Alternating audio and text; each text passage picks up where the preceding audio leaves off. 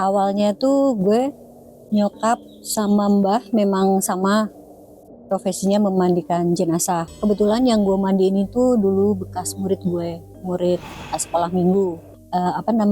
Korban kecelakaan yang tanpa diketahui identitasnya. Kondisinya sangat bau, cairan keluar terus gitu ya, mungkin luka dalam sih biasanya. Dari hidung, dari mulut, dari telinga, semua cairan keluar. Setiap habis maghrib itu gue selalu mencium bau dia. Nah, anak ini dia datang ke rumah di sudut tertentu di rumah gue. Terus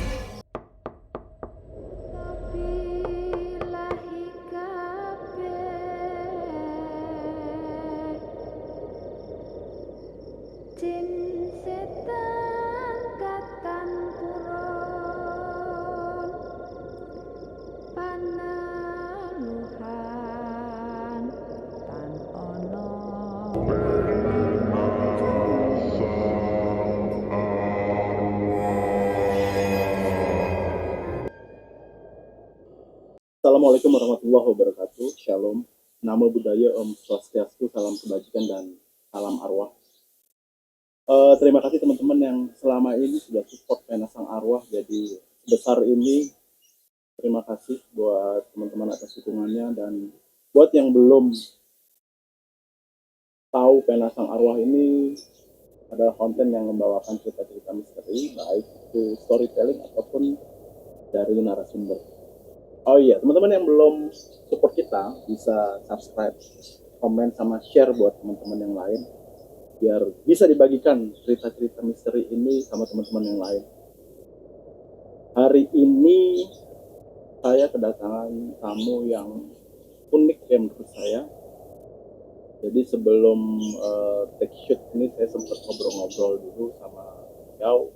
Beliau ini adalah seorang berprofesi sebagai orang yang memandikan jenazah. Gimana ceritanya langsung ada di samping saya. Langsung bisa perkenalan diri mungkin Mbak. ya. Namanya siapa? Hai, saya Ana. Biasa disebut Ana Geri. Nah, kalau di sekolah panggilnya Bu Yuan. Itu aja sih.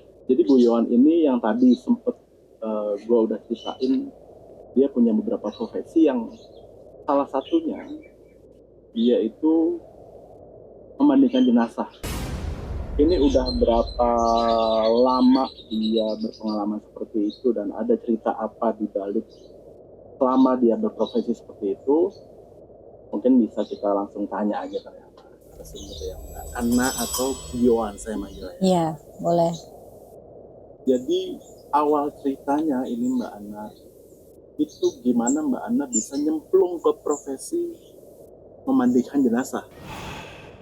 Oke, jadi memang awalnya tuh gue nyokap sama mbah memang sama profesinya memandikan jenazah.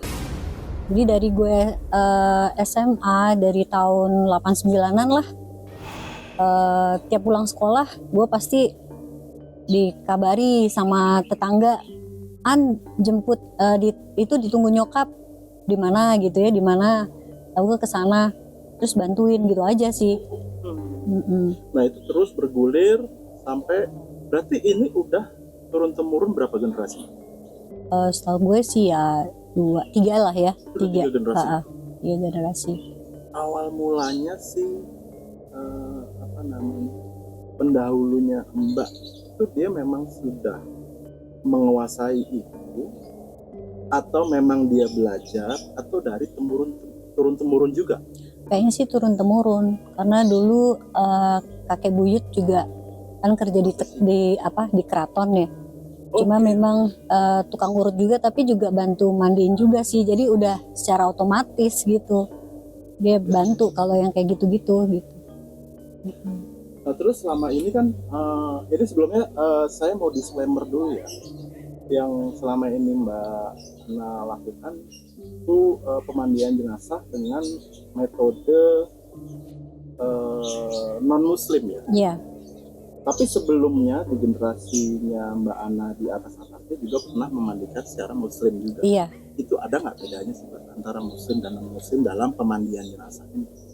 Iya, yang pasti kan kalau memandikan sama, maksudnya pakai bunga ya, wewangian kan intinya itu membuat jenazah ini wangi dan layak. Terus prinsipnya yang rada beda ini secara gender ya. Kalau perempuan harus yang meninggal perempuan yang memandikan perempuan, yang meninggal laki-laki yang memandikan laki-laki, itu yang sangat jelas. Dan kalau di muslim memang sangat ketat. Ya sangat ketat, apalagi yang belum nikah gitu. Nah kalau yang di Katolik kita lebih fleksibel karena situasi kondisi kita bisa, tapi ada aturan juga. Aturan dalam arti tetap harus didampingi keluarga. Ada saksi keluarga, betul. Dalam pengalaman Mbak memandikan jenazah sebelumnya, sorry Mbak, udah berapa lama berprofesi memandikan jenazah? Kalau dari hitungan SMA ya 32-33an lah ya. Tapi kalau gue tugas di gereja sendiri, di non muslimnya sih sekitar 17-an 20 tahun, berapa 17 periode. Iya. Udah berapa jenazah Iya. yang ditangani Mbak? Lumayan. Banyak ya? Banyak juga sih. Itu ada nggak sih lu perasaan takut atau khawatir ini bakalan nanti, mohon maaf, jenazahnya mungkin dalam tanda kutip membayangi di kehidupan lu gitu Mbak? Enggak Sama sekali enggak. Malah lu percaya apa enggak ya, gue kalau habis mandi tuh malah justru nyenyak tidurnya. Iya, kayak gimana ya, ya kayak dijaga, gue ngerasa dijaga sih. Malah justru semakin banyak orang yang menjaga gitu, berkesan gitu sih ya. Oh jadi kesannya malah jadi baik ya? Karena persepsi gue kan, kalau gue sendiri nih mandiin jenazah yang kayak gimana, gue pasti kebayang tuh nanti, wah pas tidur pasti kebayang-bayang sampai pagi tuh, jenazah ngapain, matinya gimana kan gue juga nggak tahu gitu kan. Tapi aman-aman aja. Aman. Dalam lu berprofesi itu ada nggak sih cerita yang bisa dibagiin ke teman-teman, cukup horor lah mungkin dalam profesi lu, karena profesi lu sendiri itu cukup unik, mandiin jenazah. Mungkin lu bisa ceritain Mbak? Oke. Jadi kebetulan yang gue mandiin itu dulu bekas murid sekolah minggu. Terus gue baru ketemu ya, istilahnya jarang ketemu, terus tahu-tahu meninggal. Nah memang satu jenazah memang pasti unik, ada ceritanya, termasuk ini, saya nggak sebut nama ya. Nah dia itu meninggal tanpa diketahui oleh keluarganya, istilahnya korban kecelakaan yang tanpa diketahui identitasnya, karena dompet hilang, HP hilang, kayak gitulah. Terus polisi datang, nggak ada. Polisi datang baru tahu kalau ini murid gue gitu kan. Terus dia di rumah sakit 3 hari, dan begitu gue lihat kondisinya udah bengkak, nggak mungkin dimandiin secara normal istilahnya. Kulitnya tuh udah ngelupas gitu. Jadi gua mau mandiin pun nggak bisa, jadi kayak diseka aja gitu. Iya, diseka ya, ditempel model begitu. Terus maaf, itu kondisinya sangat bau, cairan keluar terus gitu ya, mungkin luka dalam sih biasanya, dari hidung, dari mulut, dari telinga, semua cairan keluar. Dan tadinya gue pakein kemeja putih sampai udah berubah warnanya, udah kayak ya memang agak ada sela-sela darah juga sih gitu. Oh, ada luka di luar? Iya, ada. Jadi nah itu sudah berjalan. Terus gue tanya kenapa kecelakaan, dan ada aja sih gue dengar juga kalau itu karena putus sama ceweknya, terus nabrak pohon lah di daerah Pondok Cabe gitu. Dan dia pakai yang dulu lagi ngetrennya awal-awalnya Miomatic itu loh. Oh iya. Nah itu kan mungkin masih baru ya gitu. Nah setelah gue sampai di rumah, setiap habis maghrib itu gue selalu mencium bau dia. Jadi gue kelebihannya tuh nggak bisa ngeliat, nggak bisa denger, tapi bisa bau cium jenazah gitu. Dan itu lo bisa bedakan mana jenazah A, mana jenazah B dengan penciuman doang? Iya, bisa. Karena pernah pengalaman tuh dalam 1 minggu Ada 3 orang meninggal. Ini beda-beda gue bisa tahu nih, oh ini jenazah ini jenazah ini, ibu ini gitu. Nah anak ini dia datang ke rumah di sudut tertentu di rumah gue. Terus dia itu gue langsung kan merinding gitu ya, karena gue langsung kecium bau nih dia datang gitu. Terus yang gue lakukan, gue ngajak ngomong, gue sebut namanya, terus datang nak, iya. Kamu baik-baik aja kan? Iya ibu baik gitu. Kamu mau ngapain? Mau nengokin ibu ya? Gitu. Itu gue sebut mbak sih. Anak laki-laki. Oke. Maksudnya dia manggil gue mbak karena kan sama-sama dia seadik gue kan. Tuh. Sehari 2 hari, setiap habis jam 6 gue kan pulang ajar gitu ya. Parkir motor, nah dia tuh pasti nongol gitu. Menjelang surut, kalau orang maghrib gitu ya, menjelang senja gitu. Nah terus 3 hari begitu, 4 hari kok terus-terusan ya kan. Gue juga lama-lama ini juga ya iya merinding dan takut sih enggak, cuman yang nggak nyaman aja gitu ya. Ini kan bukan, maksudnya dalam doa tuh gue bilang itu bukan terus pas ya udah gue pokoknya ini udah malam ke-7 langsung gue bilang, gue sebut nama, terus ini udah ke-7 hari lu meninggal, baiknya lu pulang ke tempat lu.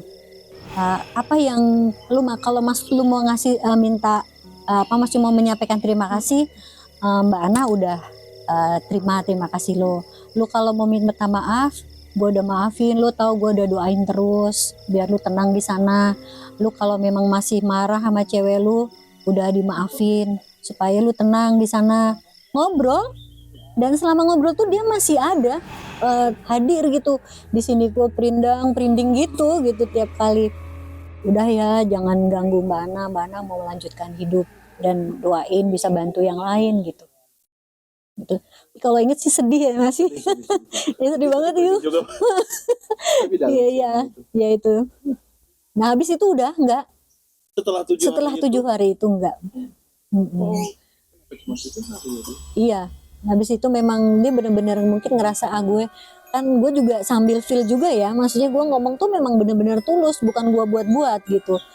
Terus dia bilang kayaknya tuh ya habis itu gue jadi nunggu sih pas hari ke-8-nya gitu, dia dateng nggak ya gitu. Ternyata enggak, tapi ya memang itu udah doa gue gitu kan, supaya dia juga tenang kan, baik buat dia. Ya udah. Itu lu kenalnya sudah lama sama si? Lama, cukup lama ya. Waktu selama ngajar ya 2-3 tahun sesekali ketemu. Karena gitu.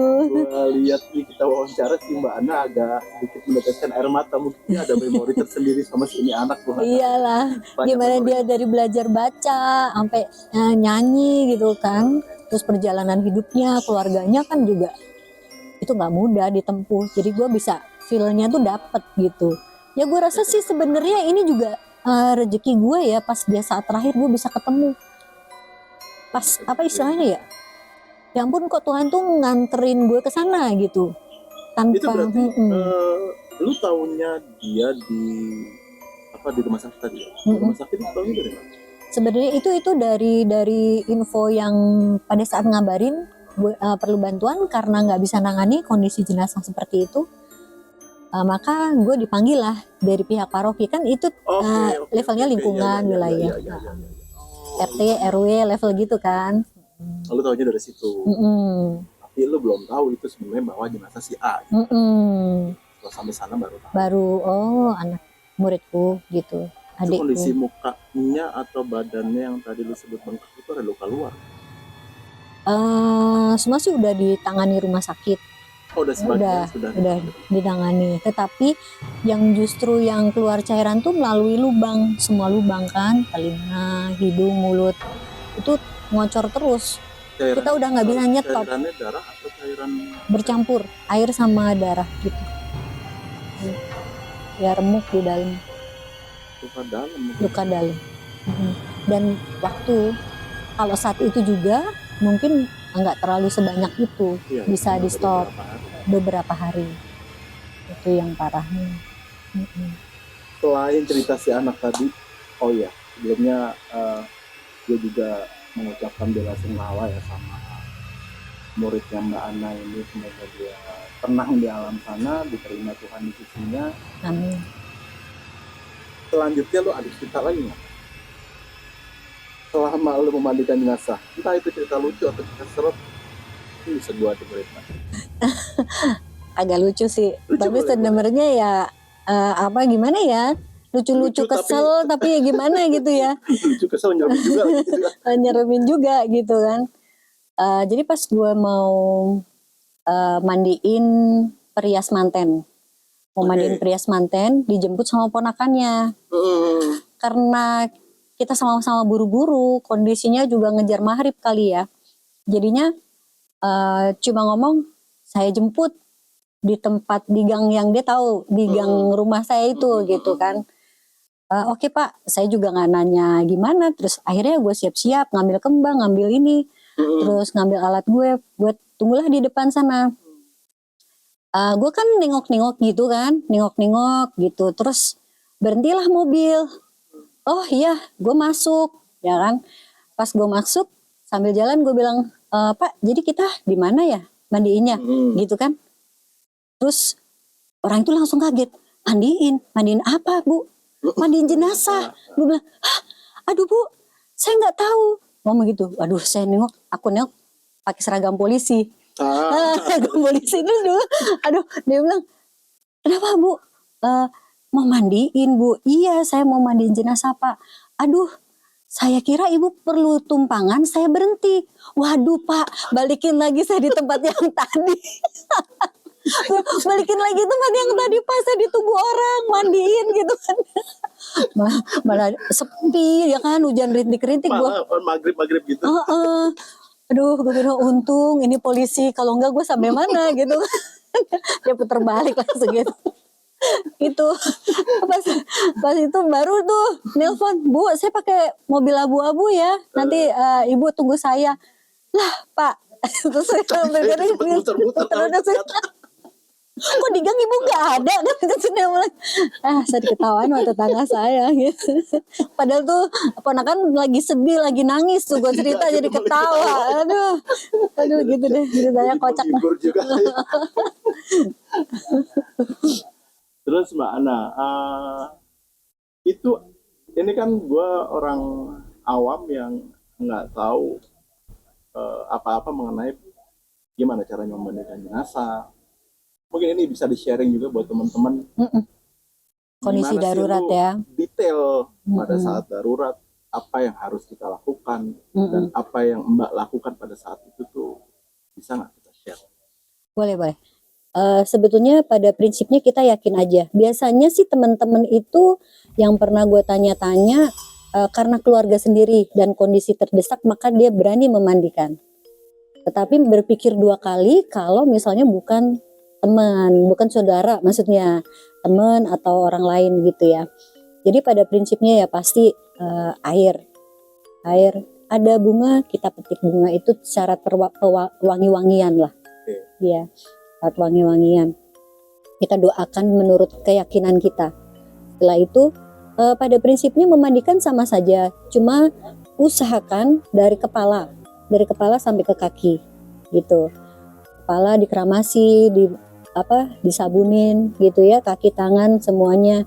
Nah, apabila dia bukan sama-sama perempuan harus bikin satu gender, usahakan keluarga minta bantuan, atau teman-teman, misalnya kita ada teman cowok kan, saya perempuan, ada teman cowok minta tolong teman cowok, tolong dong di bagian vital kamu.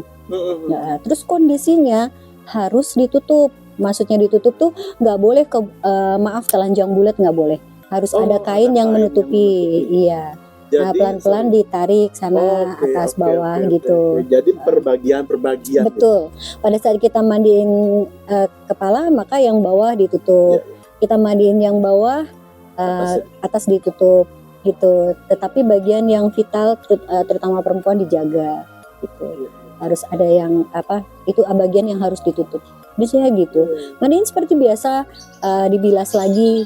Cuma kalau yang pernah saya memandikan bersama muslim, ibu-ibu muslim ya, itu mereka memandikan sampai 3 kali, 3 kali bolak-balik, mandi lagi, sabunin lagi, mandikan lagi. Kalau kami 1 kali aja, tapi harus yakin bersih gitu.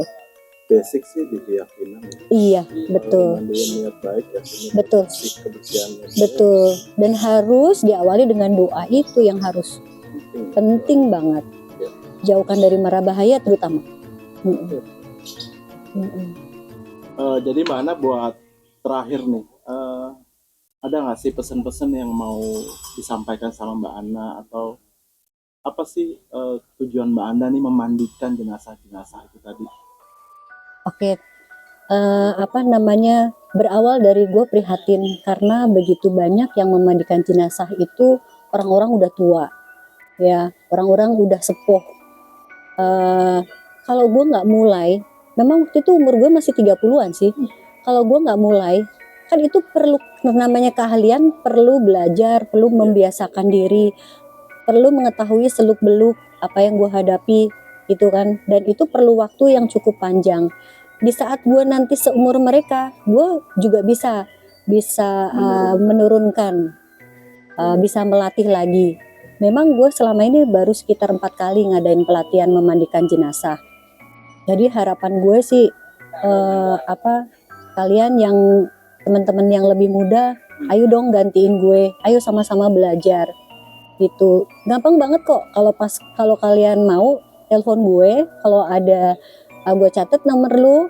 Terus kalau misalnya ada yang meninggal, kita bareng-bareng mandiin 2-3 kali. Kalau emang lu udah niat, emang lu mau, nanti ada jalan buat kesana gitu. Jadi itu hal bukan suatu yang mustahil, cuma memang beratnya anytime lu dipanggil lu langsung datang, lu jawab ya gue datang, harus seperti itu. Dan itu gue lakukan terus menerus. Kalaupun gue kagak bisa, gue udah punya tim backup untuk gantiin gue.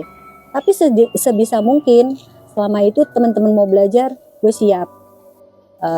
Lu nelpon siapapun lo, mau laki, mau perempuan, mau tua, mau muda, mungkin merasa terlambat, tapi terutama kalian-kalian yang masih muda lah, masih punya tenaga, bentar lagi kan juga tambah umur kan, harus ada regenerasi, benar. Itu aja harapan gue. Thank you. Jadi teman-teman, ini mungkin jadi salah satu harapannya Mbak Ana untuk generasi selanjutnya ya. Dan gue pribadi dan Pena Sang Arwah juga berharap sama teman-teman yang nonton video ini, mungkin kalian juga bisa belajar, ambil hikmah dari Mbak Ana untuk bisa meregenerasi profesi ini, karena memang profesi ini dalam tanda kutip unik, tapi di satu sisi banyak orang yang memerlukan jasa ini, dan sangat krusial jasa ini karena perlu detail dan segala macam pernak-pernik yang perlu disiapkan.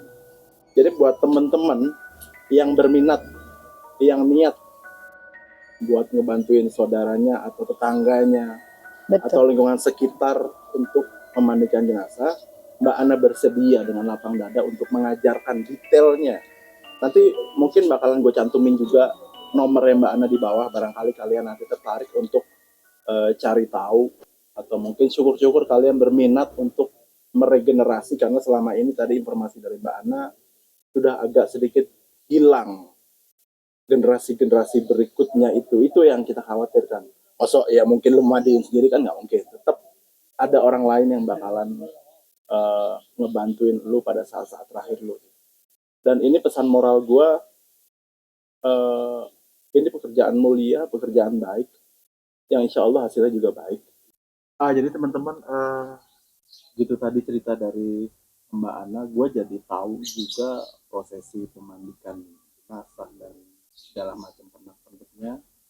Makasih Mbak Ana sama waktu sama-sama yang udah dibagi ke kita dan cerita-cerita dari Mbak Ana. Semoga bisa memberikan pengetahuan, edukasi buat teman-teman bahwa inilah profesi yang menurut orang awam itu enggak banget, dalam artian ini profesi aneh gitu.